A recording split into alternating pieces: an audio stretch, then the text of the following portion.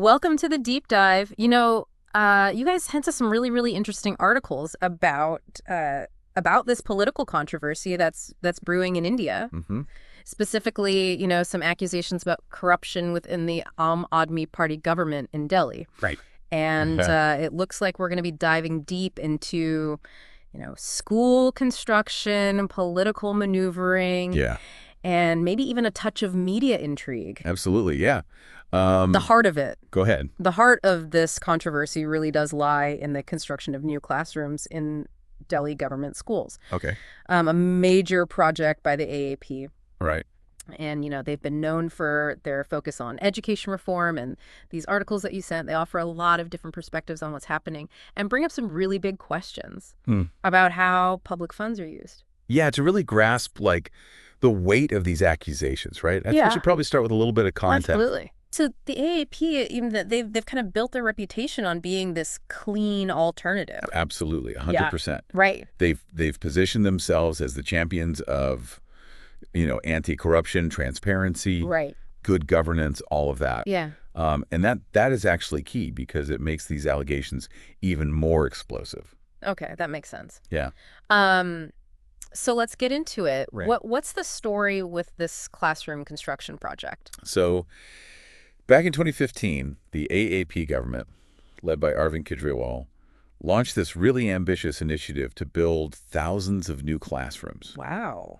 In Delhi government schools. Okay. And the goal was to really tackle, issues like overcrowding and to create a better learning environment for the kids. Right. Initially, the plan was to build 2,405 classrooms. 2,405. That's already a huge undertaking. Exactly. It's a lot, right? Yeah. This is India we're talking. This is India, huge population. Right. But here's where it gets really interesting. They later revised that number to over 7,180 classrooms. Whoa, that's like more than triple. More than triple. The original number. Yeah. I can only imagine the budget for that kind of expansion. You're right to be thinking of the budget because that's where the controversy really kicks in. Okay. The total allocated budget was a whopping 2,892.65 crore rupees, roughly 350 million US dollars. Okay. And critics are claiming that there's a scam involved. Okay. Alleging that the AAP government mismanaged these funds. Hold on. Let's break down these accusations. What exactly are they saying went wrong? So there are multiple allegations. Okay. First, they're saying that construction costs were inflated, sometimes up to 5 times the normal rate. 5 times? That's a massive difference. It's a lot. Is there any evidence to support that claim? That's where the Central Vigilance Commission, or CVC, comes in. Okay. They're India's, top anti-corruption body. Right. And they conducted an audit of the project. Yeah.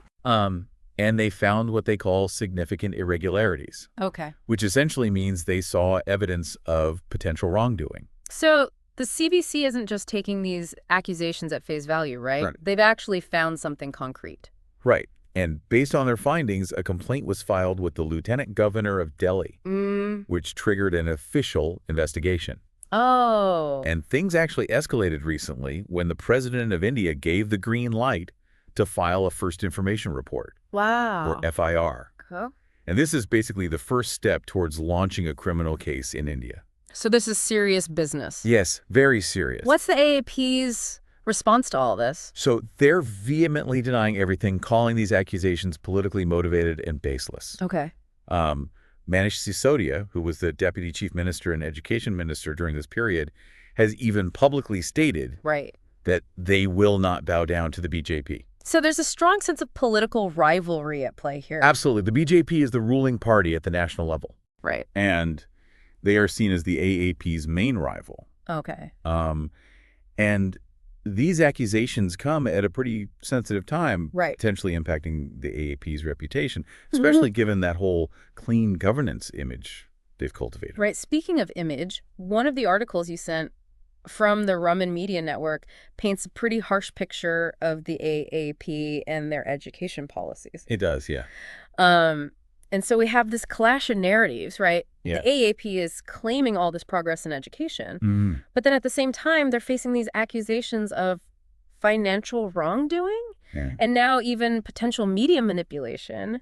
Yeah. It's getting pretty complex. It is. And it's making me think about, how we even measure success in education. Oh, interesting. Is it just about building classrooms, or is there more to it? That is a really important point, and that's actually what the Raman Media Network piece argues, is that simply focusing on infrastructure without really addressing the quality of teaching, resources, actual outcomes for students, it's doing them a disservice. Right. It's a much broader conversation than just, bricks and mortar. Yeah. And that brings us to, I think, the heart of this deep dive. Yeah. This isn't just about a potential construction scam. Right. It's about the potential misuse of funds that were intended for children's education. You hit the nail on the head. The allegations suggest that money that could have been used to improve the lives of students might have been siphoned off. Right. And that's really what we need to dig into. Absolutely. But before we get ahead of ourselves, yeah, let's dig deeper into the specifics. Let's do it. Of these financial allegations. Yeah, sounds good. We've got a lot of ground to cover. We do. So let's unpack the evidence and see what we can learn. Exactly. We need to separate fact from political spin. Yes. And really try to get to the bottom of this.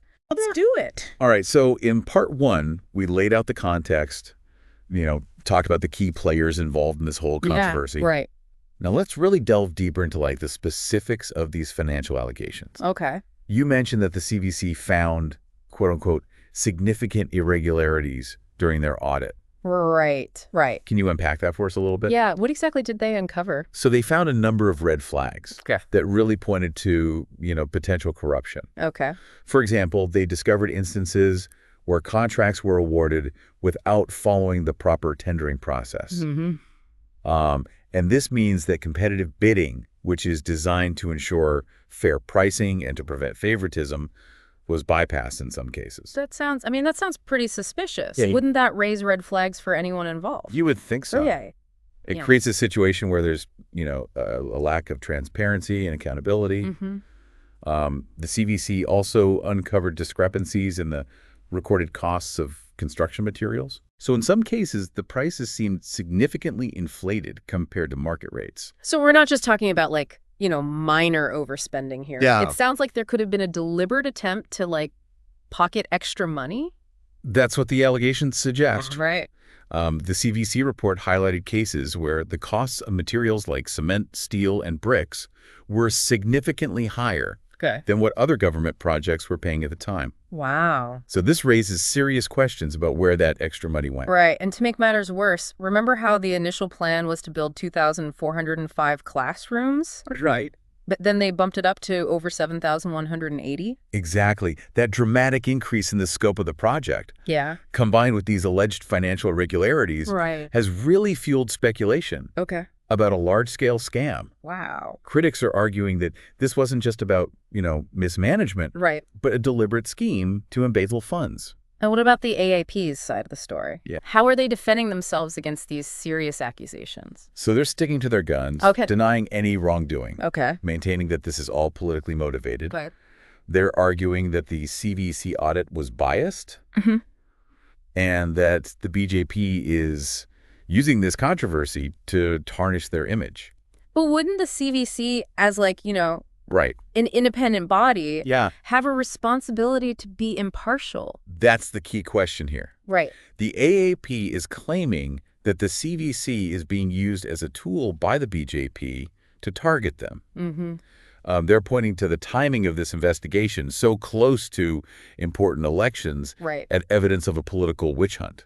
So it becomes a question of who you believe. Yeah. Right. Do you trust the CVC's findings? Right. Or do you see this as a politically motivated attack? It's very murky. It is. It's very murky. It's important to remember that at this point, these are just allegations. Right. No one has been proven guilty in a court of law. But the FIR approval by the president adds significant weight to the accusations. Yeah. And puts a lot of pressure on the AAP to clear their name. This case has a lot of moving parts. It does. Investigations, legal proceedings, political posturing. Mm-hmm. It can be difficult to keep track of it all. It's true. This is where the media comes in. Right. Their role in covering this case is absolutely crucial. Yeah.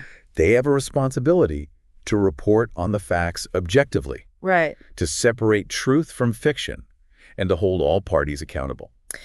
You mentioned earlier that one of the articles from the Raman Media Network was highly critical of the AAP. Yes. Have other media outlets taken a similar stance?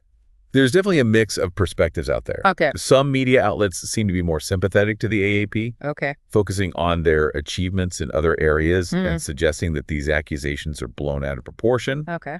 Others, like the Rumman Media Network piece, are taking a more critical approach, highlighting the potential seriousness of these allegations and questioning the AAP's commitment to transparency. It's fascinating how this one story can be framed in so many different ways. It is. That's the power of narrative. Yeah. It highlights the need to critically evaluate information from multiple sources. Right. And not just accept one perspective as, gospel. Right. This is especially true in a situation like this where political motivations and media biases can potentially cloud the truth. This deep dive is really highlighting the importance of critical thinking. It is. And honestly, it's making me think about the long-term ramifications of this whole situation. Yeah. What does this controversy mean for the AAP's future? It's hard to say for sure what the ultimate impact will be. Right. But one thing's clear.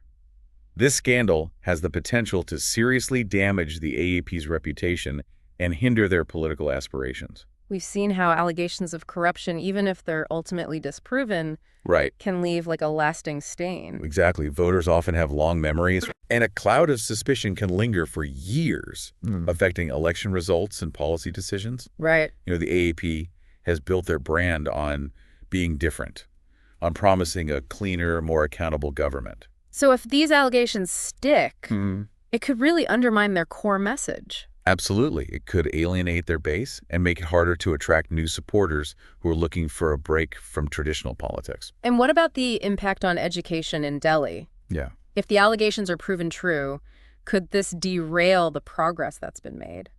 There's a real risk that this scandal could overshadow the positive work the AAP has done in the education sector. Okay. The focus could shift away from improving schools to investigating corruption, right, diverting resources and energy away from what should be the priority, educating children. That's a sobering thought. It is. This whole situation could end up hurting the very people it was supposed to help. That's the tragic irony of corruption. Right. It often has the most devastating impact on the most vulnerable members of society. This deep dive has been incredibly insightful. It has been. It's clear that this case has, far-reaching implications beyond just the individuals involved. Yeah. It's impacting political landscapes, educational systems, and even shaking, public trust in institutions. It's a reminder that corruption isn't just this abstract concept. Right. It has real consequences. Yeah. Affecting the lives of ordinary people and potentially derailing progress. All right, so we've covered a lot of ground here. We have. From the specifics of the financial allegations to the potential impact on the AAP and the education system. We've explored the different perspectives on this case, the role of the media, and the challenges of separating fact from fiction in a politically charged environment. Absolutely.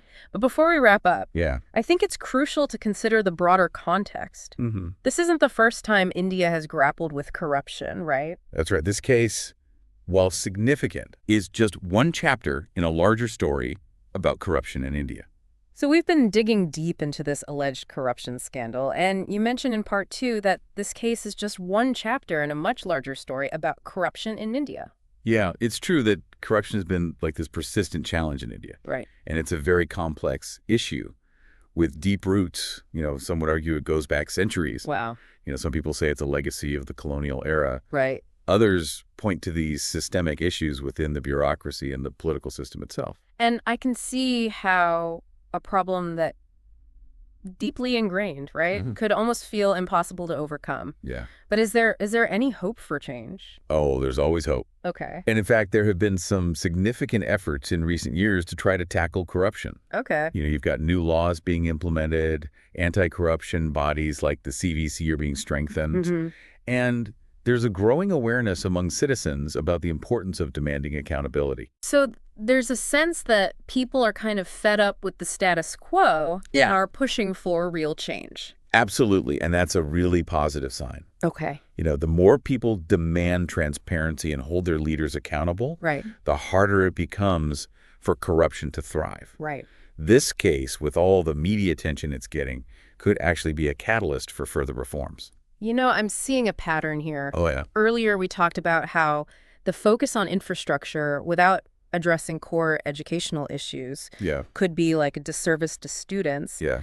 And now we're seeing how a focus on economic growth without tackling corruption can also be problematic. You're absolutely right to connect those dots. Yeah. It's about understanding that true progress can't be achieved by simply focusing on one area while neglecting others. Right. You need a holistic approach. Okay. Sustainable development, whether it's in education, economics, or any other sector, it requires a foundation of good governance, transparency, and accountability. So this deep dive, right, it isn't just about like a political scandal in India. No. It's about this larger conversation about ethical governance and the responsibility that we all have, right, to demand better from our leaders. Exactly. It's about recognizing that corruption isn't just a problem for politicians or bureaucrats to solve. Right. It's a societal issue that requires a collective effort. Yeah. We all have a role to play in creating a culture of integrity and holding those in power accountable.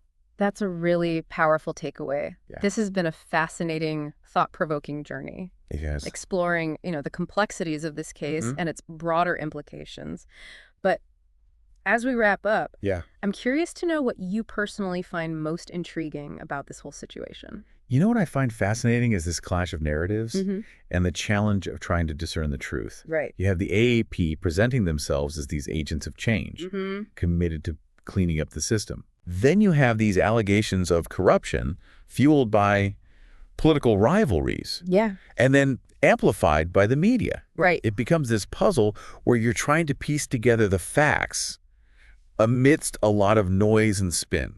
And it's a puzzle that, each of us as informed citizens have to try to solve. We do. Right? We can't just passively consume information. Right. We have to be critical thinkers. Yes. Evaluating evidence, considering different perspectives, and ultimately forming our own conclusions. Exactly. And that's what makes this deep dive so valuable. Yeah. It's not about giving you all the answers, but rather equipping you with the knowledge and the tools to navigate this complex landscape and arrive at your own informed judgments. This has been an eye-opening exploration of a really complex issue. It has. And I think we've both learned a lot along the way. Absolutely. And I hope our listeners have as well. I have no doubt they have. Yeah. This case is still unfolding, and it'll be interesting to see what happens next.